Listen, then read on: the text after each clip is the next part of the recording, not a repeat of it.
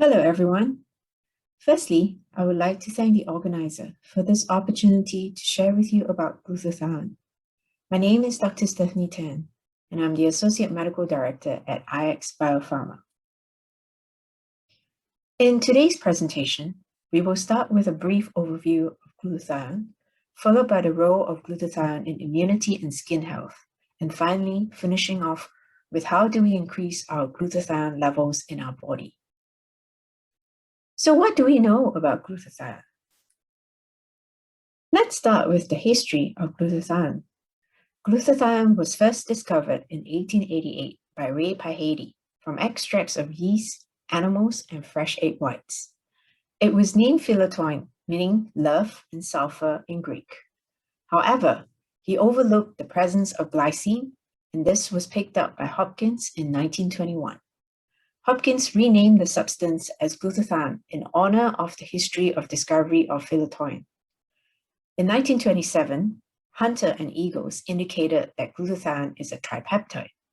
Hopkins proposed glutathione as a tripeptide in 1929, and this was supported by the independent work of Kendall and co-workers.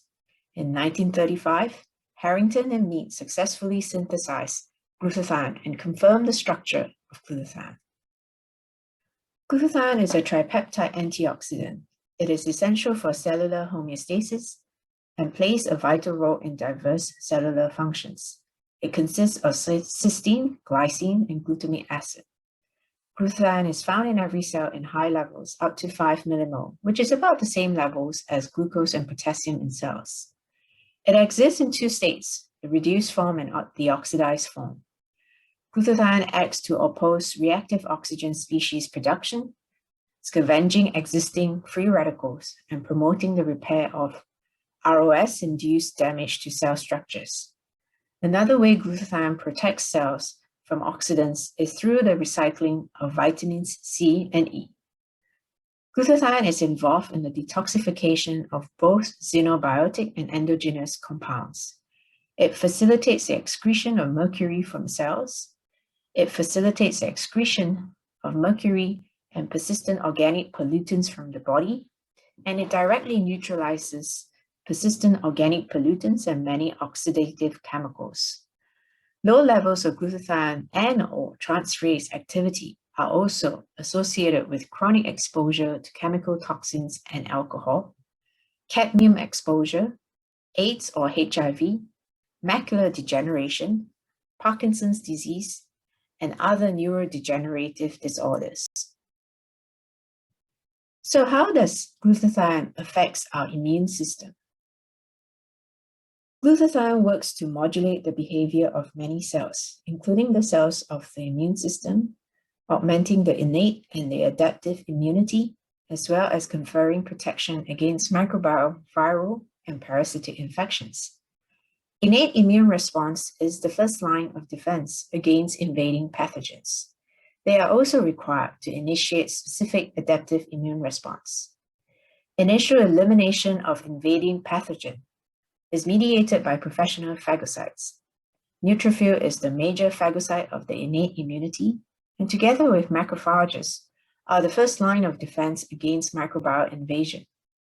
Macrophages and neutrophils phagocytose foreign pathogens such as bacteria and internalizes microbes into compartments where the microbes are brought into contact with ROS, reactive nitrogen intermediates, which is otherwise known as RNI, antimicrobial peptides, and a generally acidic and hydrolytic environment, which facilitates killing of these internalized pathogens. Simultaneous synthesis of glutathione protects the macrophages against the toxic effects of ROS and RNI. Natural killer cells are large granular lymphocytes that express both CD16 and CD56, and functionally as cells that mediate non-MHC restricted cytotoxicity against a variety of target cells. Natural killer cells express cell surface ligands that are capable of inducing apoptosis. Apoptosis of infected cells may lead to killing of intracellular pathogen. Studies have shown low levels of glutathione severely impairs cytolytic activities of natural killer cells. Glutathione inhibits the production of most inflammatory cytokines.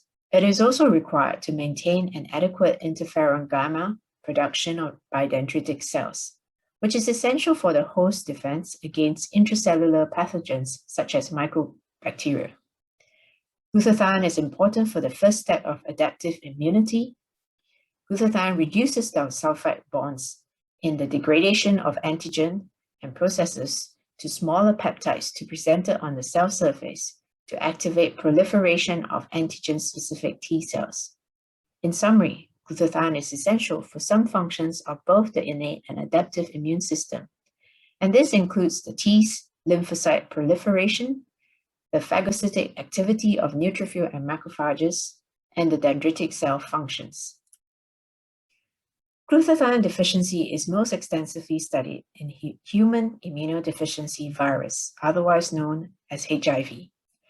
Total and reduced glutathione concentrations in the plasma of the HIV-infected subjects were about 30% of those in the normal individuals. Subnormal levels have been detected in plasma, in the lung epithelial lining fluid, the peripheral blood mononuclear cells, and the CD4 T cells. A study from a group of Wolf-Droger showed that AIDS patients have a low concentration of plasma cysteine. The reason for this are not clear, but AIDS patients have a deficit in the enzyme gamma cystathionase, which synthesizes cysteine from methionine. AIDS causes a decrease in intracellular glutathione in CD4 T cells, and that low glutathione is associated with decreased survival. Kokobasi and his group studied glutathione and glutathione peroxidase levels in 180 subjects. 100 subjects are HIV infected and 80 subjects are healthy. Glutathione and glutathione peroxidase was significantly lower in HIV infected subjects. It has been shown that supplementation with N-acetylcysteine has been shown to increase the intracellular levels of glutathione during HIV infection. And this has resulted in improving the immune response and increasing protection against the oxidative stress caused by low levels of glutathione. Another area of the body where the effect of glutathione has been studied extensively are the lungs. Some of the lung conditions caused by glutathione deficiencies are outlined in the green box. Cystic fibrosis, a disorder characterized by mutations of the cystic fibrosis transmembrane regulator gene, is characterized in the lung by chronic inflammation that leads to progressive damage to the airway epithelium, bronchiectasis, and chronic obstructive lung disease. During chronic inflammation, when sustained production of ROS occurs, antioxidant defenses can weaken, resulting in a situation termed oxidative stress. Excessive chemoattraction of neutrophils in this disease caused by the mutation of the CFTR protein leads to a high oxidant burden. The chronic burden of oxidants released by inflammatory cells on the respiratory epithelial surface is one process that contributes to the airway derangement. Room and his colleagues demonstrated glutathione deficiency in epithelial lining fluid of cystic fibrosis patients and plasma, which suggests the deficiency is not limited to the site of inflammation, but is systemic. Inhalational and oral glutathione has been studied in this group of patients. Another example of a lung condition where glutathione levels matters is in idiopathic pulmonary fibrosis. Idiopathic pulmonary fibrosis is an example of lung disease in which normalizing the glutathione deficit has positive effects. Patients with idiopathic pulmonary fibrosis have a 4-fold lower glutathione concentration in the epithelial lining fluid of the normal lower respiratory tract. The administration of the glutathione precursor N-acetyl-L-cysteine not only restores glutathione levels, but in association with other drugs used for the treatment of idiopathic pulmonary fibrosis, has also led to an improvement in endpoints such as vital capacity and single breath carbon monoxide diffusing capacity.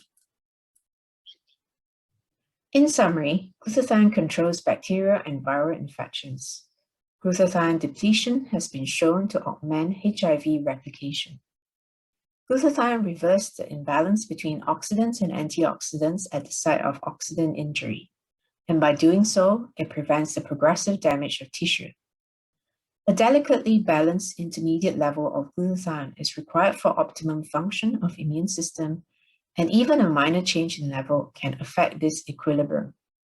This essential role of glutathione immunity might explain why in many diseases, not only AIDS, that decreased glutathione levels are associated with an increased susceptibility to infection. Now we move on to the role of glutathione in skin, glutathione and skin health. Glutathione is commonly used as a skin whitening product. The skin whitening effect was first noticed as a side effect. The skin whitening effect results from interruption of tyrosinase, which plays an important role in skin pigmentation. Several mechanisms have been suggested. Firstly, it inactivates the tyrosinase by chelating the copper ion. Secondly, it interferes the tyrosinase transportation to pre-melanosome, a necessary step of melanin synthase. Thirdly, it scavenges free radicals and peroxide, which blocks tyrosinase activation. And lastly, it switches skin pigmentation pathway from eumelanin, which is the darker pigment, to pheomelanin, which is the lighter pigment. A systematic review was published in 2019 by a group of researchers in Thailand. They identified 2 studies in Thailand and 2 studies in Philippines. 3 out of 4 studies was a randomized controlled trial, while 1 was a single-arm study. 3 of the study used oral glutathione, while 1 of the study used topical. The primary outcome measured was skin melanin index. Other skin effects were measured too. The results showed a reduction in skin melanin index on sun-exposed area. As for the other skin effects, only topical glutathione lotion was found to improve skin moisture and reduce skin wrinkles. Now that we have learned about the importance of glutathione in our body, the next question is, how do we increase our body stores of glutathione? If glutathione is so important, how can we increase our body stores of glutathione? During periods of high oxidative stress, be it an infection or an inflammatory process in overdrive, glutathione being a major scavenger for ROS and regulator for innate and adaptive immunity can be depleted quickly, increasing an individual's susceptibility to infection. One way to optimize the glutathione level in our body is through glutathione supplements. 2 studies worth mentioning are presented in the slides. The first study was a 6-month randomized, double-blinded, placebo-controlled trial investigating the level of glutathione in 54 non-smoking adults. Subjects were given either 250 or 1,000 milligrams of oral glutathione per day, and their glutathione levels in their blood, erythrocytes, lymphocytes, and exfoliated buccal mucosa cells were measured. The second study was a 1-month pilot study conducted in 12 healthy adults, where they were given oral liposomal glutathione at either 500 or 1,000 milligram doses per day. Glutathione levels were assessed at baseline and after 1, 2, and 4 weeks.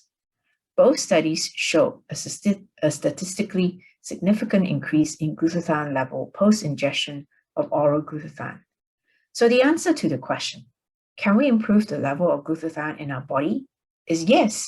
Studies have shown daily consumption of glutathione supplement was effective at increasing body stores of glutathione.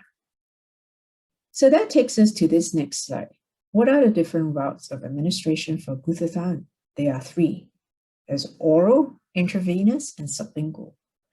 Oral forms are convenient and inexpensive, but it has very low bioavailability. Intravenous glutathione produces the highest bioavailability, but it is invasive, expensive, and cannot be administered outside a hospital setting. The third option is sublingual. It has a higher bioavailability than oral because it bypasses the first-pass effect, which is the major cause of low bioavailability in oral forms of glutathione. So are there any evidence to suggest sublingual glutathione is better than oral glutathione? A study published in 1992 assessed the bioavailability of glutathione after single dose of 3 grams of oral glutathione in 7 healthy volunteers, and the results of the glutathione level was negligible in their system. This is because the majority of oral glutathione is hydrolyzed by the hepatic and intestinal gamma-glutamate transferase, which is also known as gamma-GT. Smith conducted a 3-week randomized crossover trial in South Brittany in France years later and compared the bioavailability of a sublingual glutathione versus oral glutathione and oral N-acetyl L-cysteine. This study demonstrated an increased bioavailability of total and reduced glutathione levels, which confirms sublingual glutathione has better bioavailability than oral glutathione. Buonocore and his colleagues conducted a study of the bioavailability of oral buccal formulation and determined active glutathione is directly absorbed in the oral mucosa, which is well supplied with both vascular and lymphatic drainage, thus bypassing the intestinal degradation. When you go on internet and Google for sublingual glutathione, you will realize majority of the products that pops up are actually oral forms of glutathione. When you look further, you will find that only 3 products has sublingual listed as route of administration. One is an oral spray, one is a lozenges, and the last one is a wafer. Only the wafer form possesses properties of sublingual delivery. At RadianiX Biopharma, we have used our novel sublingual delivery system, WaferX, to more effectively deliver glutathione. RadianiX is a product of RadianiX Biopharma, and it contains 50 milligrams of reduced glutathione in each wafer. What is WaferX? WaferX consists of a small wafer prepared by proprietary formulation using the freeze-drying process. The wafer is intended to be placed under the tongue, which subsequently dissolves within 1 minute, releasing the active compounds for rapid absorption.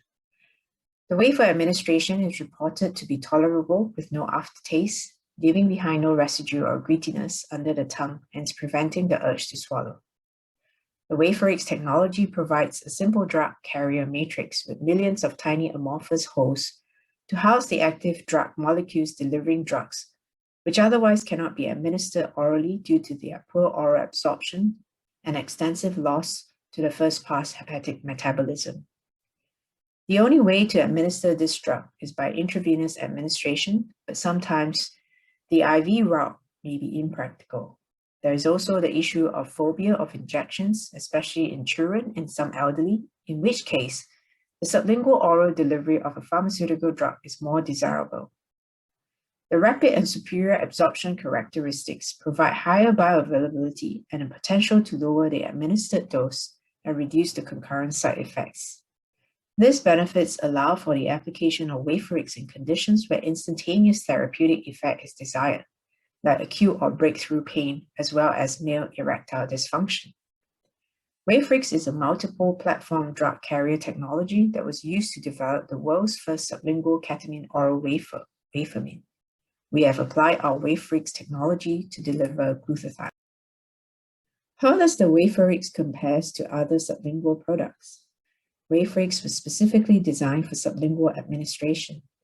This means it is built for rapid disintegration and maximum sublingual absorption. As opposed to other sublingual products, which are usually repurposed from orally ingested products and built for oral ingestion, not sublingual administration. WaferX bypasses the first-pass effect. In this case, it is very useful because the low bioavailability of oral glutathione is shown to be due to hydrolysis by hepatic and intestinal gamma-GT. WaferX has a fast and predictable therapeutic action when compared to other sublingual products, and this is why WaferX has been used to deliver glutathione to optimize the bioavailability of glutathione in an outpatient setting. Clearly, adequate availability of glutathione is critical for maintaining health, protecting the body from toxins, and promoting longevity. The benefits of glutathione extends beyond its role as an antioxidant and detoxificator.